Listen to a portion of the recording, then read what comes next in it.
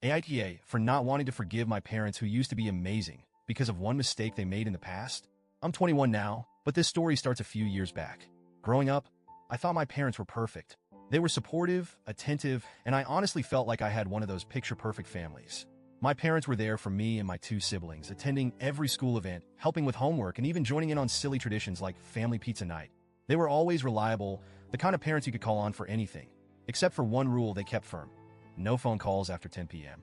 From as far back as I can remember, every night at 10 p.m. sharp, both of their phones would go on, do not disturb. They said it was their time to unwind, to escape the demands of work and parenting for a few hours. They were clear with us about it too.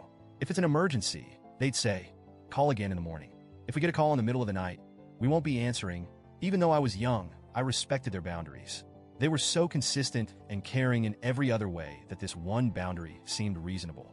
I just didn't realize how it would come back to hurt me. When I turned 18, I took a job as a server at a local restaurant. It wasn't glamorous, but I was excited to make my own money.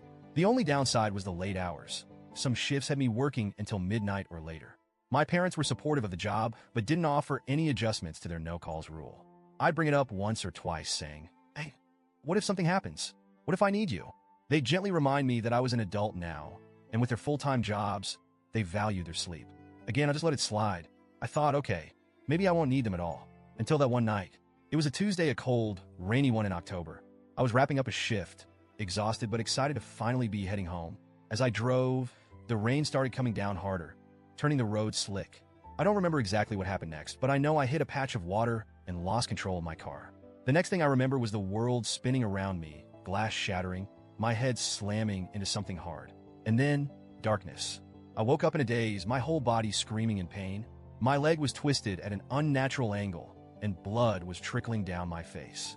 I was disoriented, panicked, and all I could think was I need my parents. With trembling hands, I grabbed my phone and dialed my mom. Straight to voicemail. My dad's number? Same thing. My heart sank as I realized they'd kept their phones on, do not disturb, like every other night. Desperation took over, and I called them over and over, hoping that, just this once, they'd feel something, anything, and pick up. But they didn't. I felt this overwhelming sense of abandonment right then. Here I was alone in the middle of a terrifying night, needing the people who promised to always be there. I needed them, but they weren't coming. In a fog of pain and panic, I managed to call my grandparents. Thank God, they picked up. They came to the hospital as fast as they could, and they even tried to contact my parents. But, as expected, they couldn't reach them either. By the time my parents finally saw the calls, I was already out of surgery. They arrived at the hospital around 7 a.m., visibly shaken and devastated by what had happened. But, to me, it felt like they were too late. They hadn't been there when I needed them most. The aftermath of that night wasn't just physical. It changed me on a fundamental level. I didn't just suffer injuries. I was left with a permanent disability that affects me daily. I spent weeks in the hospital, and my grandparents were by my side every step of the way. My parents apologized, but I couldn't get over the feeling of betrayal. I knew they hadn't intended to abandon me, but the outcome felt the same. Even when I went home, my relationship with my parents was strained. I could barely look at them without feeling resentment. They tried to make amends by offering to drive me to physical therapy and doctor's appointments, but I refused their help. I leaned on my grandparents instead, who continued to be there for me. My parents didn't understand why I wouldn't let them help, but I couldn't bring myself to let them in again. They promised to change their behavior, and to their credit, they did. My siblings have told me that since that night, my parents keep their phones on at all hours, ready to answer any call, anytime. But for me, it's too little, too late. They only changed after it was me who had to suffer because of their stubborn rule. Over time, I grew more independent. I found a job that accommodated my needs, saved up, and finally moved out. When I did, I went no contact with my parents. My grandparents tried to intervene, saying I was punishing them too harshly for something they couldn't have foreseen. They argued that my parents had learned from their mistake, that they felt genuine guilt, and that they'd do anything to make it up to me.